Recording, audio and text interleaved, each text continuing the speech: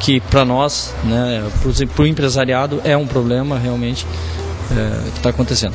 Mas em relação ao Caixa 2, realmente é uma forma de sonegação, é uma forma espúria e vamos dizer assim, que já vem se diminuindo bastante, e espero que acabe e que o Brasil se torne realmente um país sério, como os cidadãos, né, brasileiros o são, né?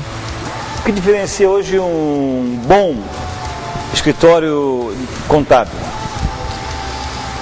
Eu acho que um bom escritório contábil, ele tem que oferecer isso que eu falei inicialmente. Ele não deve oferecer só aquele serviço de abrir empresa, né, de fazer o registro da empresa na junta comercial, da inscrição estadual, de alvará e de buscar essa parte legal, de fazer o balanço, de fazer balancete, essas coisas que são uma linguagem que para o empresário, que para o empreendedor é uma linguagem assim bastante complexa de ser entendida, né?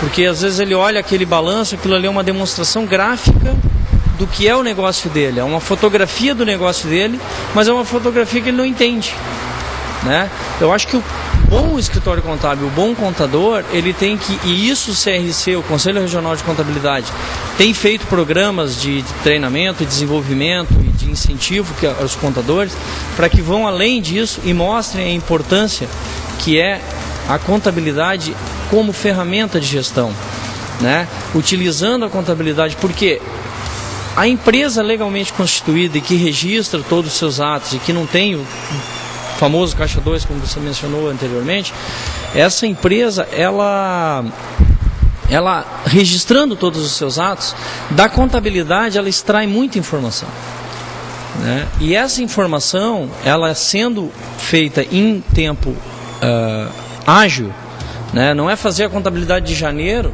e entregar no mês de abril para o empresário.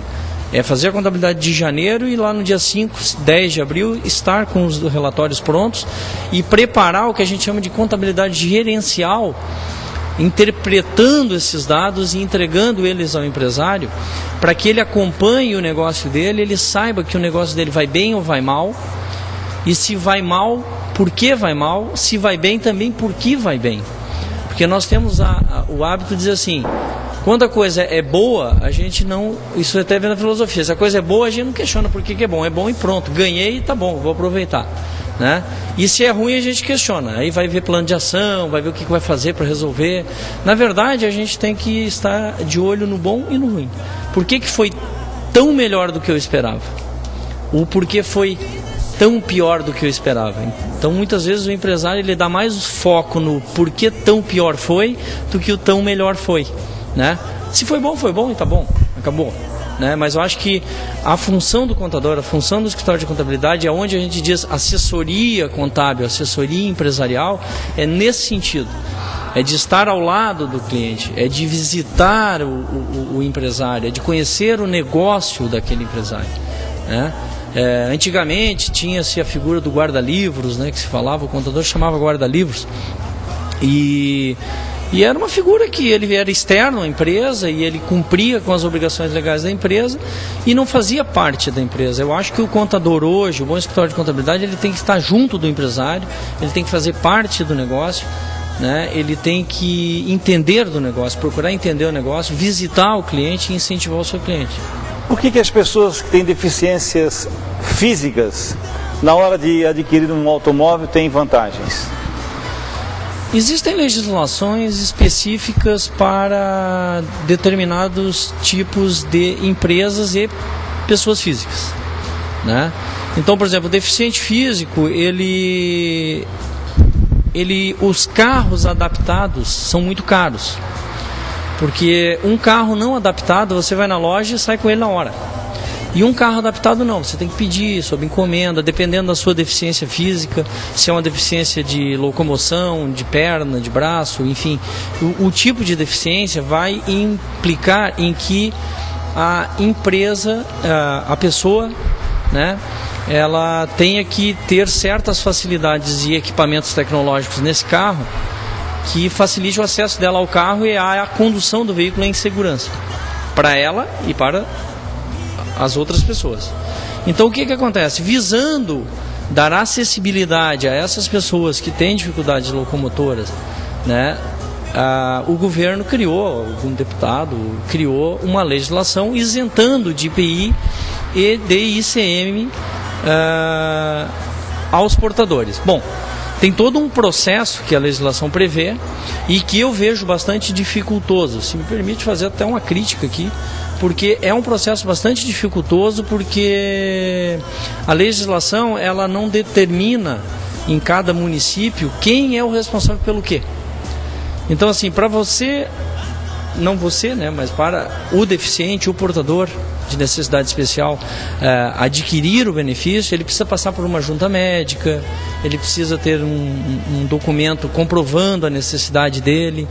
Esse documento tem que ser encaminhado à Secretaria de Fazenda, tem que ser encaminhado à Prefeitura, né, porque ele é isento de ICM, ele é isento de PVA, né, ele é isento de IPI. E aí, uma vez que ele consiga encaminhar isso a esses órgãos, porque para cada imposto é um órgão, um é federal, outro é estadual, outro é municipal, né? Então ele tem que conseguir o laudo, é um caminho árduo. A lei, ela existe, mas para conseguir viabilizar e conseguir obter o benefício, é um trabalho muito grande. E eu acho, eu convivi com um problema desses. Eu digo um problema porque a solução às vezes vira um problema. Tamanha é, tão dificultoso conseguir obter o benefício. Você liga para o departamento de trânsito, eles dizem que eles não emitem esse tipo de laudo. Você procura um posto de saúde, eles dizem que não é com eles, não é esse tipo de laudo. Aí o cara vai no INSS, o INSS diz que não tem uma equipe para emitir o laudo, e o pobre do portador de necessidade especial já tem dificuldade de locomoção. Aí vai ficar pingando de órgão em órgão, ou a pessoa, né, que faça isso por procuração. Ele passou por todos esses trâmites. Todo esse calvário. Calvário, por essa peregrinação. Em termos de percentuais, quanto é que ele leva de vantagem? Isso varia da categoria do carro, varia... Um carro novo, digamos um carro novo. Varia do motor do carro, varia do tipo de carro, porque tu tem carro popular e tem um limite de valor. Eu não sei te precisar exatamente. E na hora de vender, ele pode vender? Não, ele tem um prazo mínimo para vender. Ele só pode vender o carro depois de 3 anos. Depois de 3 anos. Mas ele pode habilitar 2 pessoas indicadas a dirigir o veículo, exceto ele. Porque existem portadores de deficiência que não têm condições de dirigir o carro. Então, às vezes, ele tem o direito de adquirir o veículo. Esse veículo... Sem modificação? Sem modificação. E com essas vantagens do IPI? Com todas as vantagens de isenção de IPI e ICM, que as alíquotas são variáveis, né? No ICM, em geral, dentro do estado é 17%, mas do IPI ele varia, pode chegar a 25%. Só que nesse carro, ele só pode ser da garagem se estiver com o deficiente? Não necessariamente. Não necessariamente, porque daí você cria um limitador, que torna inviável. Por quê? Por exemplo, se o deficiente não tem condições de dirigir, ele compra um carro que é um carro sem adaptação, ele pode indicar 2 pessoas para conduzir esse veículo. E somente essas 2 pessoas podem conduzir esse veículo. E vamos supor que o meu filho seja portador de deficiência e eu seja uma pessoa indicada e habilitada a conduzir esse veículo. Eu levo o meu filho na escola de natação. E enquanto ele está na escola de natação ou na escola, no período da tarde, eu tenho meu trabalho. Então eu pego este veículo, vou para o meu trabalho e à tarde eu preciso buscar o menino na escola. Então imagine se eu não pudesse dirigir o veículo sem ele estar dentro do carro, né? Seria uma coisa até inviável e irracional, né? Depois de 3 anos ele pode vender o automóvel para o mercado, no preço de mercado. Preço de mercado. Igual com um taxista. Né? E depois de 3 anos ele tem direito a comprar um outro automóvel, novo automóvel, com as mesmas vantagens. Com as mesmas vantagens.